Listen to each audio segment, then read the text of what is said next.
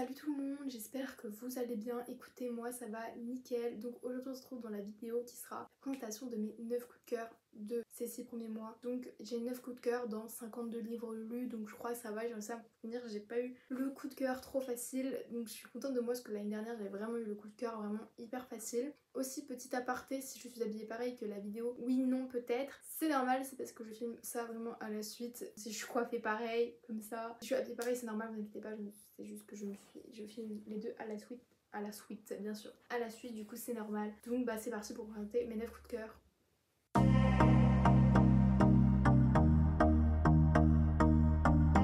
Donc mon premier coup de cœur de l'année, bon je vais pas faire dans l'ordre parce que je vais vraiment faire par pile comme je les ai.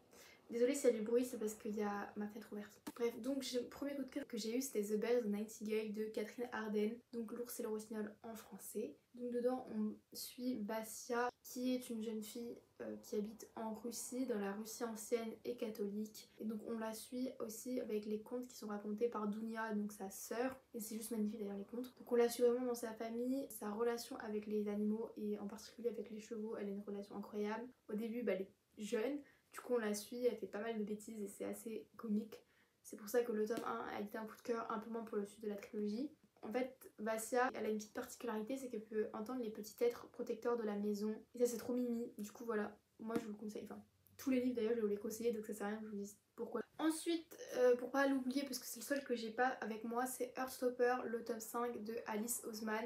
Alors pourquoi je l'ai pas? Parce que je l'ai lu tout simplement, j'étais à Cultura quand je l'ai lu, parce que j'attendais ma grand-mère, du coup bah je l'ai lu à ce moment-là. Et du coup bah je l'ai pas avec moi, et du coup j'ai économisé 20€, c'est pas plus mal. Je suis fière de mon coup. La saga, donc là je vous la conseille vraiment tous, mais parce que ça a été tous des coups de cœur. Du coup le tome 5 en particulier parce que j'ai lu du coup c'est pendant ces 6 premiers mois. Du coup on suit Nick et Charlie. Donc lui, Charlie il assume totalement, tout le lycée le sait, il est homosexuel, il aime les garçons. Un jour il va intégrer l'équipe de rugby et dans cette équipe de rugby il y a Nick qui lui on sait pas trop quelle orientation il a, mais on va découvrir au fur et à mesure et peut-être qu'ils vont tomber amoureux ensemble, je ne vous en dis pas plus. Mais le tome 5 était tellement beau, bah c'était la continuité du coup du tome 4 et j'ai adoré, c'était trop mignon. En plus c'est un roman graphique donc c'est un peu BD, moi je lis pas trop ça et j'ai vraiment adoré. Quand tu lis ce livre ça te prend 1 heure mais t'es vraiment avec eux dans leur monde. Et t'es avec Nick et Charlie, il se passe rien d'autre autour. Moi j'étais à Cultura mais j'étais même plus à Cultura à ce moment là, j'étais vraiment avec Nick et Charlie. C'est une petite bulle de bonheur et de douceur, donc voilà.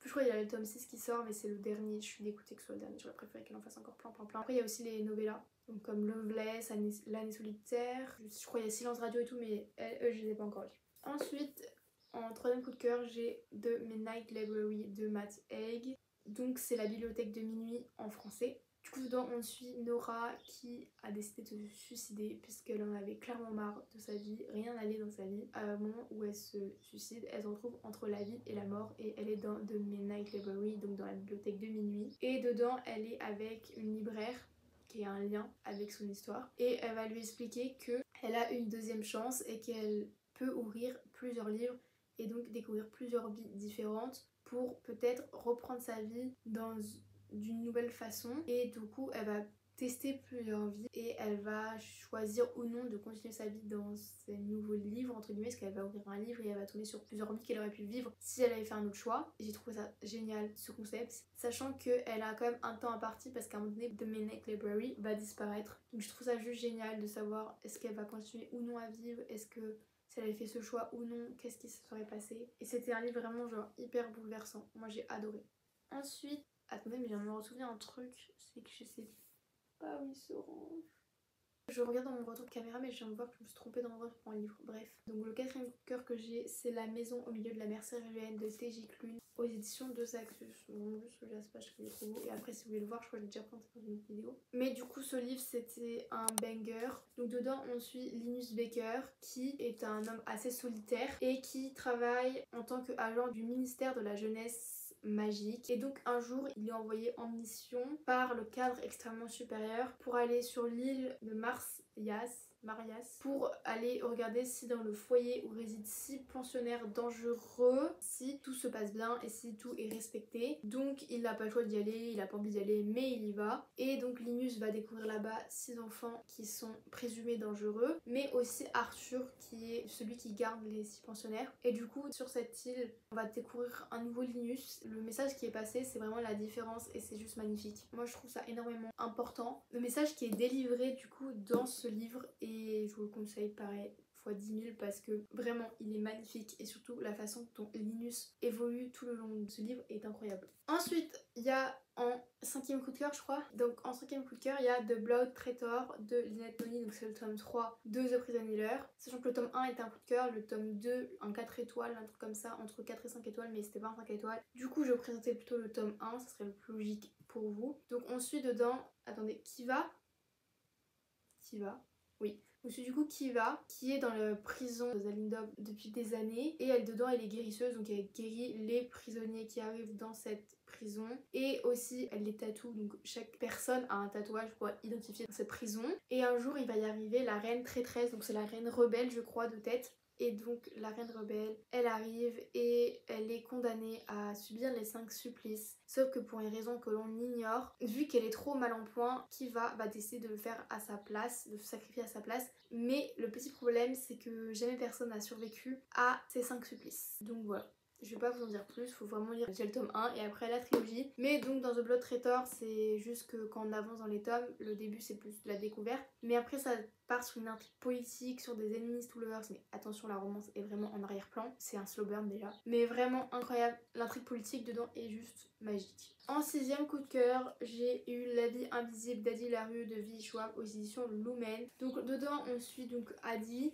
qui, une nuit de 1714, devait se marier mais elle veut pas se marier, donc elle fuit le mariage et elle va commencer à courir dans la forêt le soir et elle va prier tous les dieux inimaginables qu'elle peut pour éviter son mariage. Sauf que le dieu qui lui répond c'est le diable, tout clairement. Elle va accepter tout parce que elle veut vraiment pas se marier avec cette personne. Et donc le diable va lui donner un pacte, donc elle va sceller un pacte avec le dieu, enfin avec le diable. Et en fait ce pacte c'est que elle peut vivre éternellement mais personne ne peut se rappeler d'elle. Donc c'est un peu handicapant. Donc après elle va retourner le lendemain chez sa famille. Elle va s'excuser d'être partie comme ça, sauf qu'en fait sa famille ne la reconnaît pas. Dans ce livre on la suit dans 2 espaces-temps. L'espace où elle avance dans les années, donc de 1714 jusqu'en 2015, et on la suit en 2015 aux États-Unis. Et en fait ce qui est bien c'est qu'aussi ça se passe en partie un peu en France, donc c'est sympa. On voit la Révolution française, on voit d'autres choses, mais c'est la Révolution française que j'ai retenue. Et j'ai beaucoup aimé ce livre, une plume très poétique, c'est très descriptif mais j'ai vraiment adoré. Du coup j'ai oublié de vous dire, mais un jour elle va arriver dans une librairie et du coup elle va voler un livre. Elle peut voler le livre parce que la personne elle va se rendre compte et une fois qu'elle est sortie elle ne rappellera plus d'Adi. Sauf que cette fois-ci cette personne se rappelle d'elle. Je me souviens de toi, cette fameuse phrase. Elle va comprendre que ce n'est pas normal que cette personne se souvienne d'elle. Donc voilà, je ne vais pas vous en dire plus, je vous laisse découvrir, mais c'était vraiment un gros banger. C'est très poétique, très descriptif, mais c'est incroyable.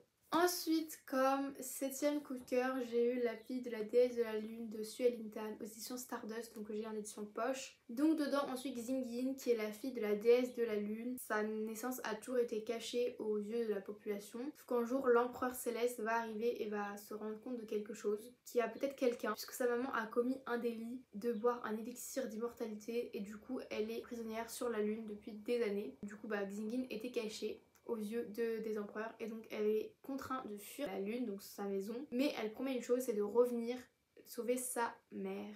Et je vais pas vous en dire plus du coup, mais ce livre était incroyable. Il y a des intrigues politiques, il y a des triangles amoureux, les batailles, les intrigues, les quêtes, c'était incroyable. Et dedans, petit plus, il y a un dragon, si vous aimez les dragons.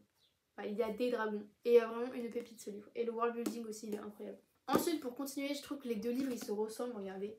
C'est un peu le même délire, un peu le même titre, enfin bref. En 8e coup de cœur, j'ai eu La fiancée du dieu de la mer de Axio aux éditions Lumen. Donc dedans, on suit Nina qui va se sacrifier à la place de la fiancée de son frère qui est Cheongshim. Chaque année, quelqu'un se sacrifie au dieu de la mer. Elle arrive donc dans le royaume du dieu de la mer et donc on va la suivre dedans avec pas mal d'intrigues dedans. C'est très descriptif, c'est très spécial, hein, faut pas se le cacher. C'est la réinterprétation de célèbres contes coréens. C'est assez spécial mais moi j'ai vraiment adoré la description description, le world building. Mina ne connaît pas le monde du dieu de la mer, ce qui fait que nous on le découvre avec elle et c'est juste magnifique. Juste si je peux vous donner un conseil, c'est de faire attention au fil du destin qui est juste dessiné là et sur chaque chapitre d'ailleurs. Et aussi à chaque personnage parce que chaque personnage a une importance, on s'y attend pas mais vraiment incroyable. Et ensuite comme 9ème coup de cœur, qui était je crois l'un de mes premiers coups de cœur de l'année, c'est La Reine Traîtresse de Daniel L. Jensen, donc aux éditions Brajlon, qui est très beau. Donc moi j'ai beaucoup aimé, donc il y a aussi Le Pont des Tempêtes que j'ai beaucoup aimé, du coup je vais plutôt vous résumer Le Pont des Tempêtes qui est juste là d'ailleurs, qui est accessible, donc je peux vous montrer. Le Pont des Tempêtes, La Reine Traîtresse. Du coup je vais plutôt vous résumer celui-là, mais du coup